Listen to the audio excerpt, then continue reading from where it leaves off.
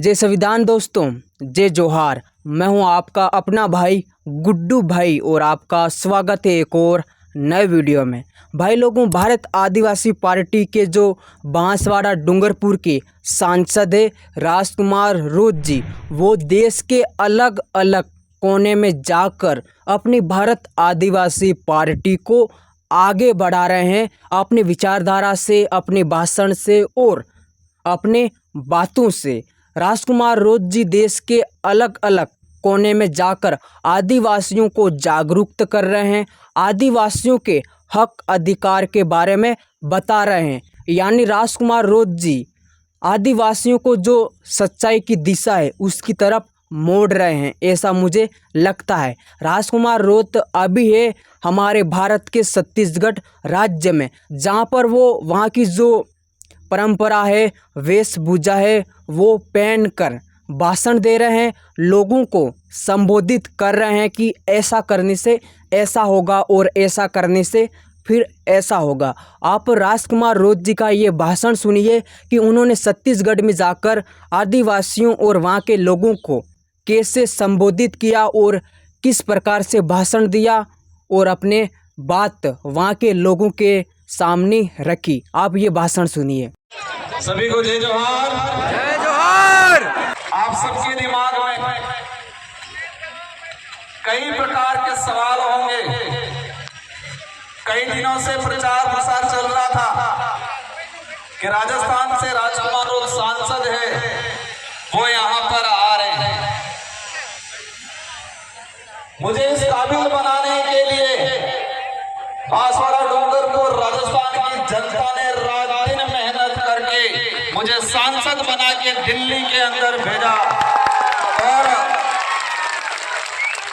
ये उम्मीद की है कि उस क्षेत्र का तो प्रतिनिधित्व करना है, लेकिन पूरे देश के आदिवासी दलित पिछड़ों का भी प्रतिनिधित्व दिल्ली में करना है। ये जिम्मेदारी मुझे दी गई और उसी अपनत्व की वजह से आज आपने मुझे आमंत्रित किया। साथियों, मैं इस इलाके में पहले आया था, एक बार विधायक था तो, और मैं मेरे पूर्व विधानसभा क्षेत्र की जनता को भी धन्यवाद देना चाहता हूं, जिस जनता ने मुझे 2 बार विधायक बनाया और वो भी राजस्थान के अंदर हाईएस्ट मतों से जिता के भेजा और अब दूसरी बार मुझे सांसद बनने का अवसर मिला। 2 बार विधायक, 1 बार सांसद बना, जनता ने बनाया। अगर मैं आदिवासी समाज का सर्टिफिकेट नहीं लगाता तो शायद मुझे सांसद बनने का, विधायक बनने का अवसर नहीं मिलता। मेरे पास इतनी भी बड़ी ताकत होती, भले धन बल होता, बाहुबल होता, कुछ होता, मेरे पास आदिवासी समाज का सर्टिफिकेट नहीं होता तो मुझे सांसद बनने का अवसर नहीं मिलता और मैं सांसद नहीं बनता तो शायद आप मुझे यहाँ पर बुला के आमंत्रित करके मान सम्मान नहीं देते। साथियों, आज ये कार्यक्रम है ठाकुर जोहारनी, हमारे पूर्वजों को, हमारे पितृ देवताओं को हम पूछ के नई जो फसल तैयार होती है, इसके बाद हम लोग हमारे अन्य गतिविधि और उस फसल का हम हमारे जीवन में खान पान में उपयोग में लेते हैं। मैं पूर्व वक्ताओं का भाषण सुन रहा था और कल से आए तब से मैं यहाँ के लोगों की मनोस्थिति, यहाँ की वर्तमान जो परिस्थितियां हैं, सारे के बारे में समझ रहा था। साथियों, हमारा देश को विदेश में जब पहचाना जाता है, इस देश के प्रधानमंत्री महोदय हो या हमारे देश के राष्ट्रपति महोदय हो, कभी भी विदेश में जाते हैं तो जो मंच पे बुलाया जाता है, मंच पे बुलाने से पहले क्या कहा जाता है कि ये उस देश के प्रधानमंत्री या राष्ट्रपति महोदय हैं जिस देश को महान कहा जाता है। क्या संबोधन लिया जाता है कि इस देश के प्रधानमंत्री या उस देश के राष्ट्रपति महोदय है जिस देश को महान कहा जाता है, उस देश में अतिथि देवो भव कहा जाता है। मतलब मेहमान भगवान के बराबर होता है, ये कहा जाता है। उस देश से हम ये आ रहे हैं, ये संबोधन दिया जाता है। ये संबोधन दिया जाता है कि भारत देश में विविधता होने के बावजूद, अनेक धर्म, अनेक संस्कृति, अनेक जाति होने के बावजूद भारत देश के अंदर एकता है। ये परिचय देके हमारे यहाँ के प्रधानमंत्री महोदय को विदेश में संबोधित किया जाता है। साथियों, अतिथि देवो भव हम सरकारी कार्यालयों में देखते हैं, हम सरकारी गाड़ियों के पीछे देखते हैं, सरकार के बड़े बड़े पोस्टरों में लिखा रहता है अतिथि देवो भव। मतलब हमारे गांव में, हमारे जिले में, हमारे देश में जो आया मेहमान, उसको भगवान के बराबर माना जाता है।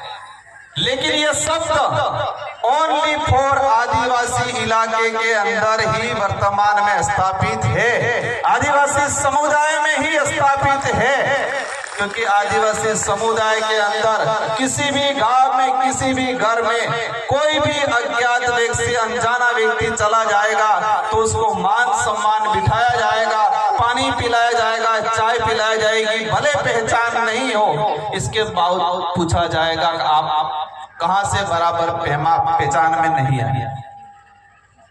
यही बात शहर में जाएंगे, अनजान व्यक्ति जाएगा, दरवाजे पे रोक लिया जाएगा, कौन हो, किस लिए आए हो, ये पूछा जाएगा। इसके बाद उसको प्रवेश दिया जाएगा।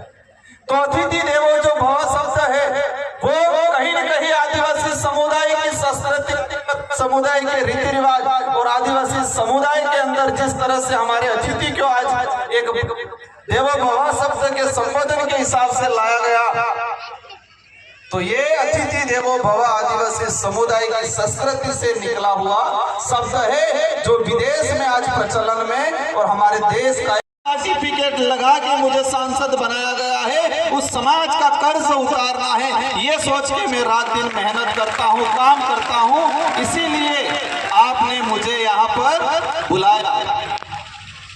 साथियों, हमारे समाज की अगर बात करें ऐतिहासिक पृष्ठभूमि की, आजादी से पहले अंग्रेजों से लड़े, राजा रजवाड़ों से लड़े, सामंतों से लड़े, मुगलों से लड़े। तो भाई लोगों, राजकुमार रोज जी का ये भाषण आपको कैसा लगा? इस भाषण में जो बातें उन्होंने वहाँ की जनता के सामने रखी, ये सब आपको कैसा लगा कमेंट में बताना। और हाँ, इस वीडियो को लाइक, चैनल को सब्सक्राइब और इस वीडियो को फैला दो व्हाट्सएप पर और अन्य सोशल मीडिया ऐप पर। बाकी इस वीडियो में इतना सा ही। जय हिंद, जय जोहार, आप सबकी जय और धन्यवाद।